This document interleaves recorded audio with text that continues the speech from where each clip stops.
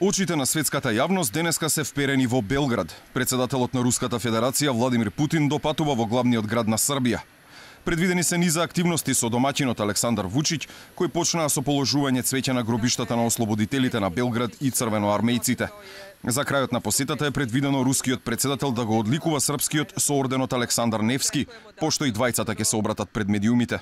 Инаку во пресрет на посетата на Путин на Белград, од официјална Москва ги коментираа и случувањата во Македонија, при што кажаа дека не се против договорот од Преспа, се сомневаат во легитимноста на процесот, како и дека надворешни сили ја туркале земјава во НАТО.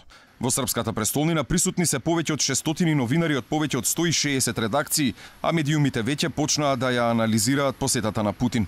Американската агенција Bloomberg пишува дека Вучиќ ќе сака да го искористи присуството на рускиот председател за да изврши притисок врз Западот за постигнување договор за Косово.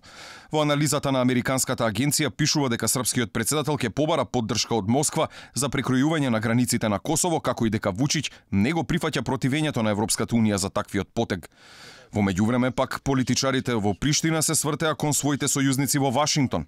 Тамошниот премиер Рамуш Харадинај ја негираше изјавата на рускиот председател дека Соединетите држави се дестабилизирачки фактор на Балканот.